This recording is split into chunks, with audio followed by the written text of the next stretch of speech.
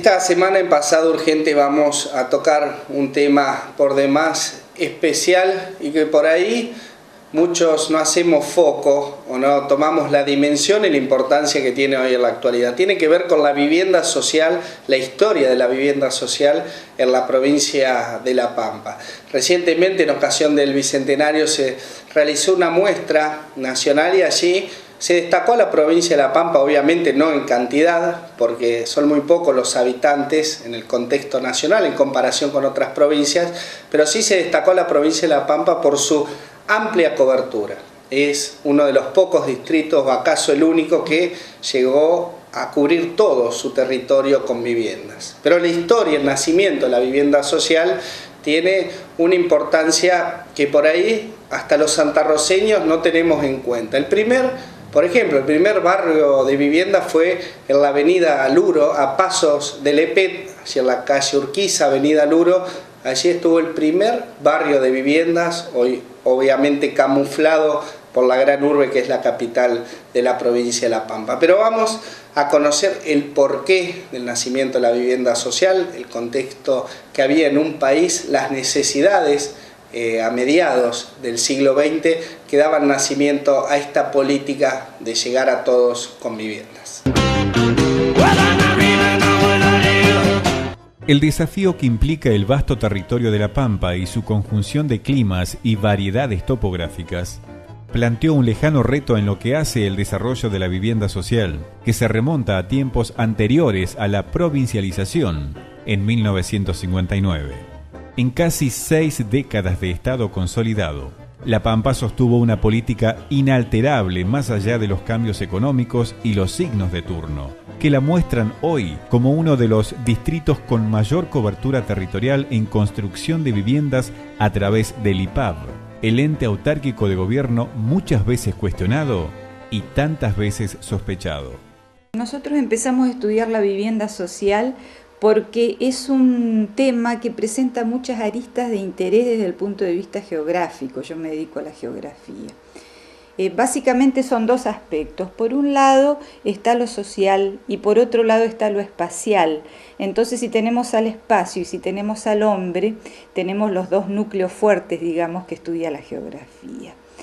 Desde el punto de vista social, se empezaron a construir barrios de lo que llamamos viviendas sociales o de interés social en la década del 50. Es una consecuencia, una traducción en La Pampa de una política a nivel nacional del primer gobierno peronista.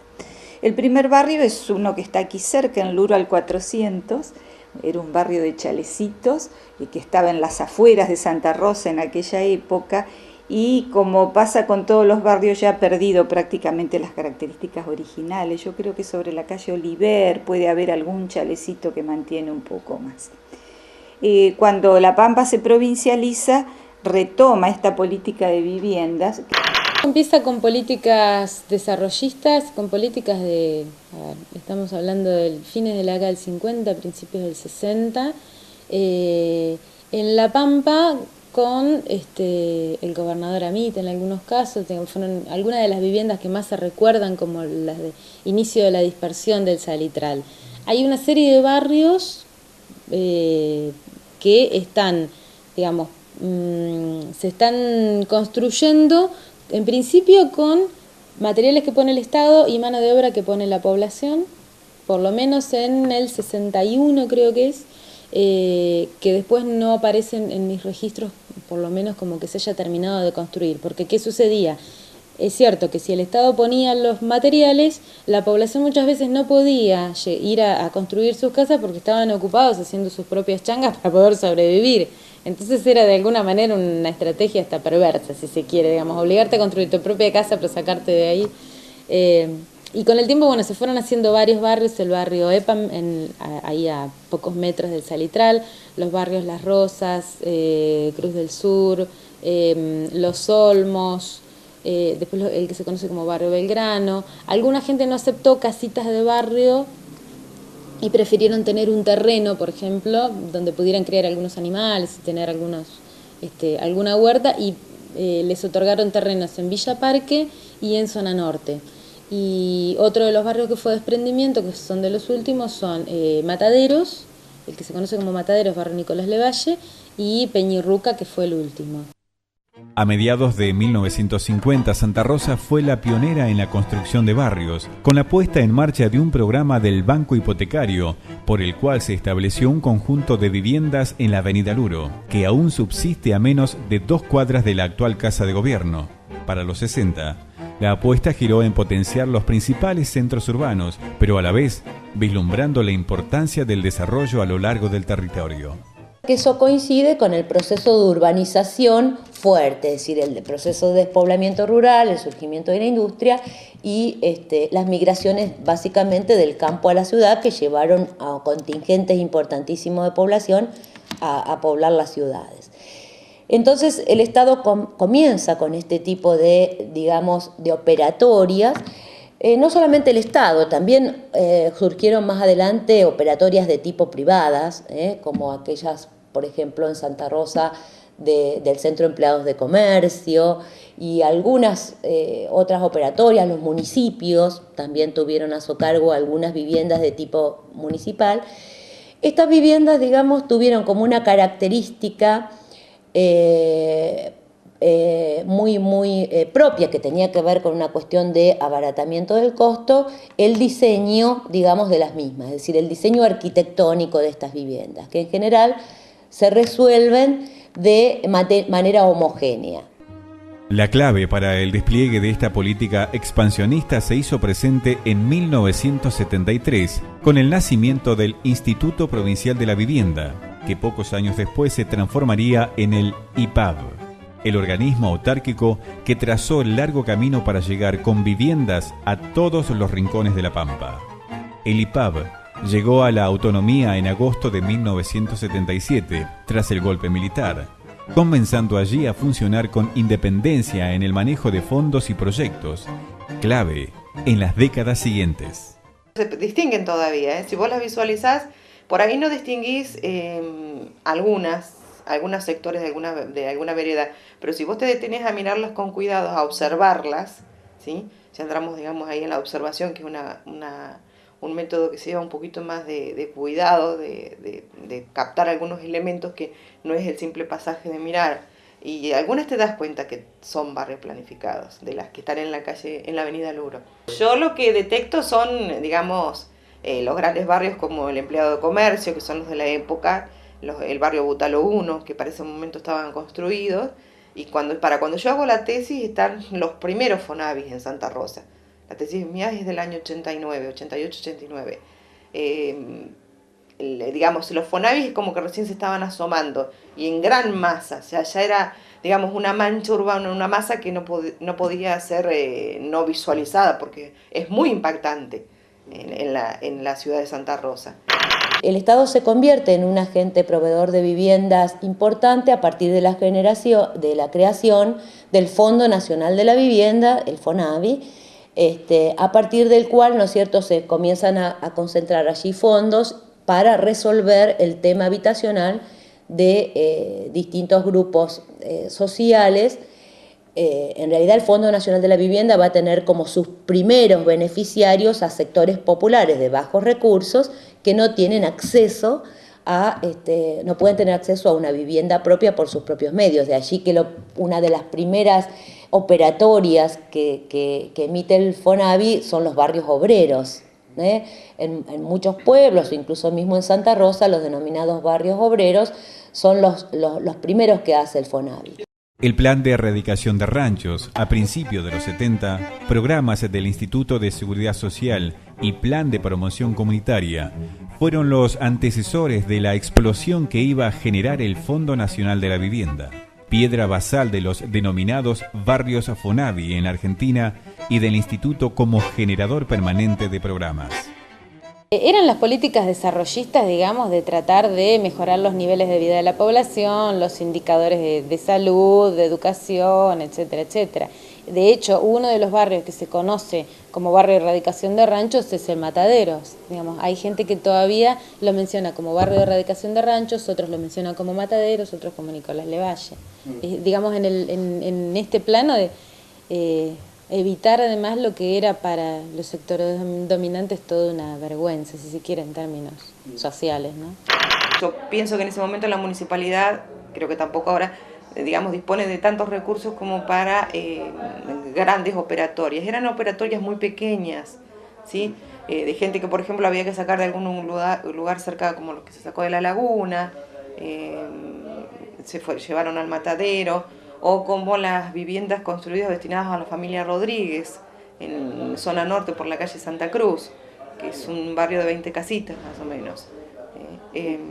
No había grandes fondos para grandes planificaciones. Las grandes planificaciones y los grandes fondos fueron a partir del FONAVI, del Fondo Nacional de la Vivienda. El profundo sentido social de carencia que expone la falta de vivienda ha dejado en La Pampa profundas contradicciones en la absorción de pueblos originarios a las grandes urbes. El caso más emblemático se expresa en el traspaso de los habitantes del Salitral, en su mayoría originarios e indígenas, a barriadas que llevaron el nombre de sus opresores. Algún día alguien tendrá que trabajar sobre el tema de la violencia simbólica contra la población indígena en La Pampa, y en Argentina en general. No conozco muchos trabajos, pero a mí me llamó profundamente la atención el hecho de que buena parte de la población indígena que estaba en el Salitral fuera radicada en barrios que tenían nombres de militares que habían participado en la campaña del desierto. Es tremendo, digamos. Uno de los primeros barrios, el que está en la Antártida Argentina, entre Gobernador Duval, entre Mendoza y San Juan creo que es Héroes de Cochicó. Y Héroes de Cochicó se refiere no a la población indígena que murió en la batalla de Cochicó y al grupo de Yancamil, sino, digamos, a la población criolla. Buena parte de ellos también eran indígenas.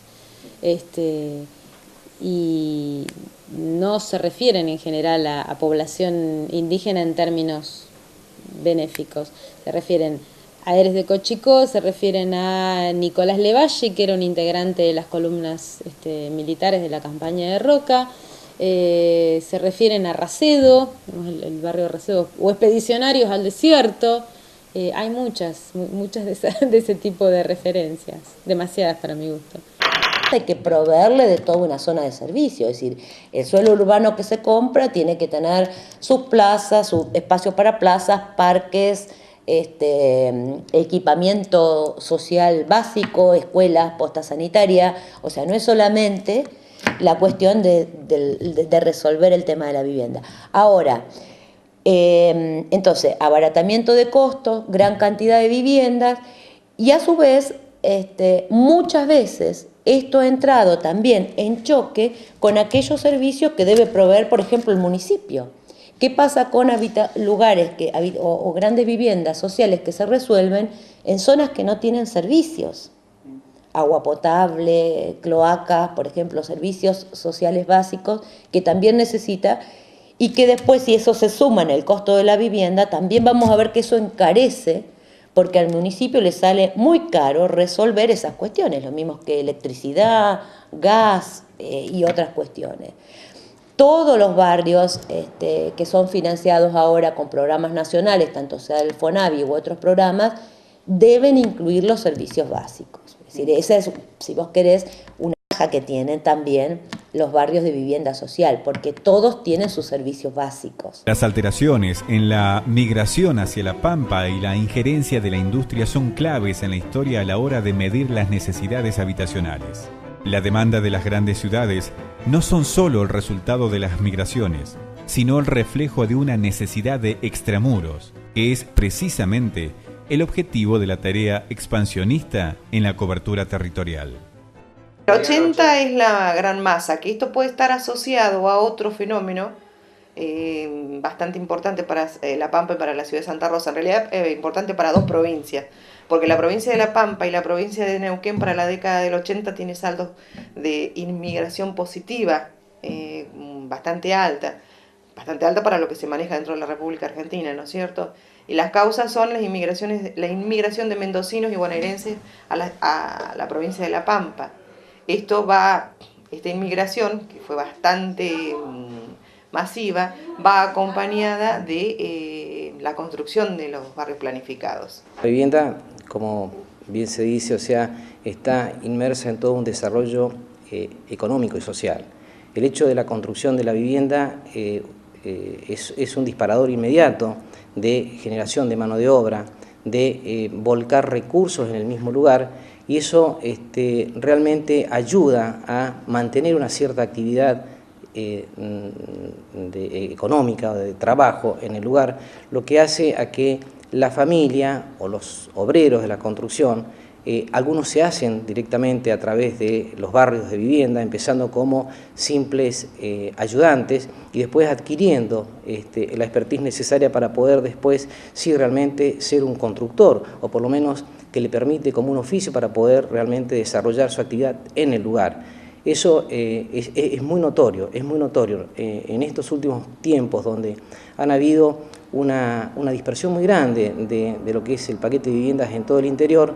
Se ha percibido que se ha generado realmente un arraigo mayor de la gente en el lugar al tener continuidad. En esto también creo que es valedero lo que la provincia ha desarrollado desde 1977, que es cuando se crea el Instituto de la Vivienda, a la fecha, siempre ha tenido una continuidad de generación de trabajo. Los años 80 mostraron una tendencia a planificar de manera sistemática grandes conjuntos habitacionales para satisfacer la mayor demanda en grandes centros poblacionales. La tendencia del gobierno de facto haría nacer lo que hoy se consideran grandes errores. Los barrios Río Atuel, Butaló o Malvinas de General Pico, conocidos hoy como los grandes bloques. En las distintas épocas del FONAVI se fueron diseñando distintas operatorias que iban cambiando el diseño arquitectónico de la vivienda. Es decir, la vivienda unifamiliar, es decir, aquella vivienda que es cada vivienda separada o a lo sumo separadas entre sí por una medianera, que son las comunes que nosotros vemos en los barrios, se comenzó a implementar otro plan y otro proyecto que es la que nosotros conocemos comúnmente como la de los monoblocks.